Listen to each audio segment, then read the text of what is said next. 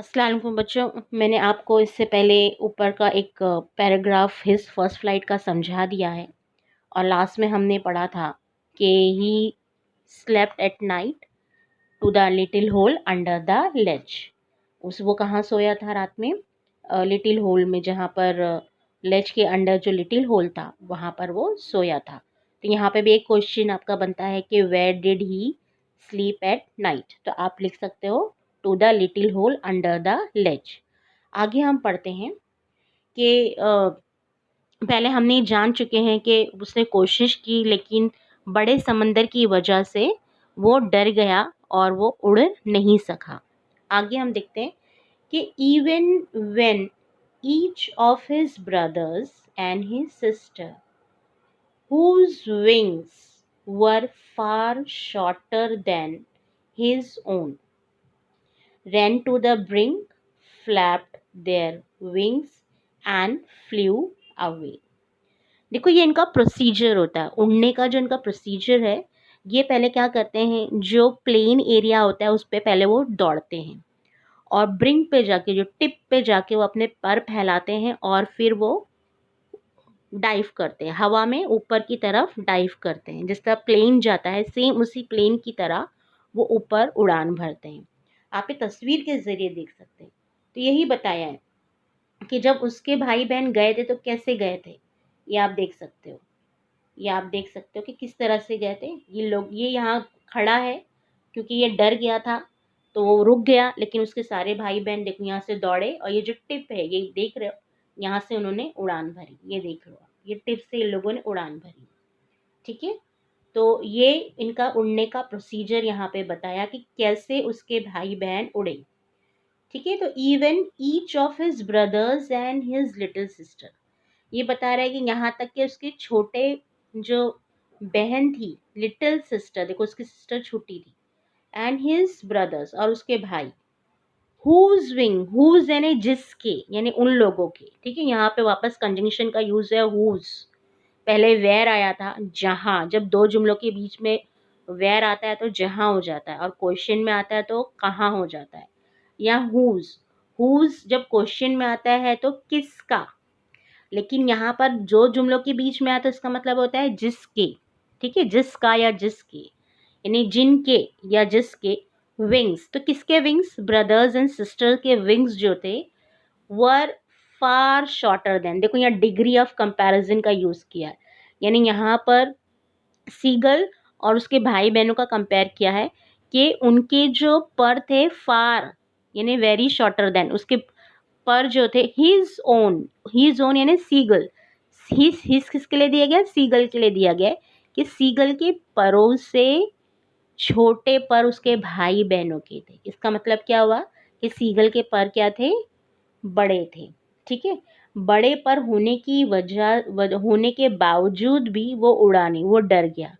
और इन भाई बहनों के छोटे पर होने के बावजूद भी वो डरे नहीं, वो उड़ गए। तो ये फर्क बताया, यहाँ पे कंपैरिजन बताया है। ओके, तो यहाँ पे आप कंपैरिजन देख सकते हो। अगर मैं इस जुमले को इस तरह से लिखूं, कंपैरेटिव को इसको मैं चेंज करूं सीगल को लेकर, तो मैं इस तरह से बोलूंगी कि the wings of seagull were longer than them, them बोल सकती हूँ, या मैं बोल सकती हूँ his brother and his little sister. ठीक है, तो यहाँ पे डिग्री ऑफ कंपैरिजन का यूज़ किया। आप ये अंडरलाइन कर लो, इसकी क्वेश्चन की प्रैक्टिस कर लो, हो सकता है ये पेपर में आए। ओके, तो यहाँ पर यहाँ कंपैरिजन दिया है कि उनके पर जो थे छोटे होने के बावजूद भी, सीगल के परों से छोटे होने के बावजूद भी क्या हुए? रैन टू द ब्रिंक, वो लोग ब्रिंक की तरफ दौड़े। मैंने आपको प्रोसीजर बता दिया, ये क्या है कि उड़ने का प्रोसीजर है। कि यहाँ पे एक क्वेश्चन आ सकता है कि how did seagulls brothers and sister take flight, किस तरह से उन्होंने उड़ान भरी? इस तरह से। तो किस तरह से उड़ान भरी? They ran to the brink, brink की तरफ दौड़े। फ्लैप्ड देयर विंग्स, अपने परों को खोला, अपने परों को फैलाया। एंड फ्लू अवे, उड़ गए। यानी मैंने आपको ये तस्वीर के जरिए प्रोसीजर बता दिया था। ठीक है, लेकिन कौन बच गया? सीगल बच गया, यंग सीगल बच गया। क्यों बच गया? क्योंकि he fail to muster up courage. Muster up courage मतलब कलेक्ट करेज, गैदर करेज, कुछ हिम्मत जुटाना, हिम्मत इकट्ठा करना। ठीक है, तो हिम्मत जुटाने में वो नाकाम हो गया। He failed, he did not gather his courage, उसने अपना हिम्मत को गैदर नहीं किया, जो जुटा नहीं पाया। ठीक है, तो वो रुक गया, वो डर गया। टू टेक दैट प्लंज, देखो प्लंज का मतलब है जंप करना। ठीक है, डाइव करना। ओके, तो अब ये डाइव कहाँ कर रहा है? समंदर में डाइव नहीं कर रहा है, ये आसमान की तरफ डाइव करेगा। तो हम इसे फ्लाई भी ले सकते हैं। ओके, तो ये उड़ने में, ये प्लंज करने में परिंदे क्या करते हैं? तेजी से दौड़ते हैं और टिप पे जाकर वो एक छलांग लगाते हैं हवा की तरफ, ऊपर की तरफ। तो उसे प्लंज कहते हैं। ठीक है, जंप करना, डाइव करना। तो ये डाइव करने में नाकाम हो गया। Which appear to him too desperate, देखो डेस्परेट का मतलब क्या होता है? होपलेस।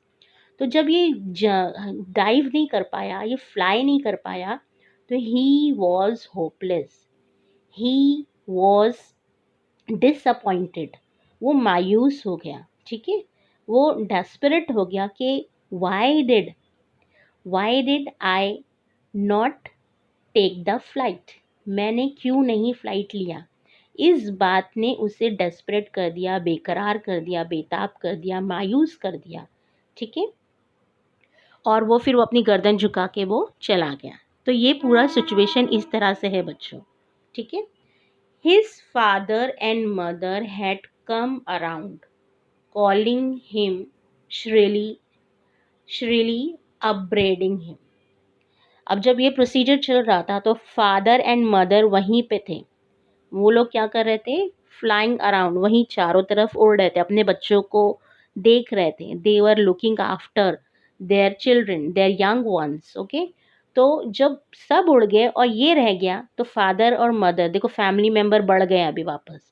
पहले फैमिली मेंबर का क्या था? ब्रदर्स एंड सिस्टर, अब आ गए फादर एंड मदर। तो ये कंप्लीट फैमिली हो गई। तो आपको एक क्वेश्चन आ सकता है कि how many members were there in the seagulls family, है ना?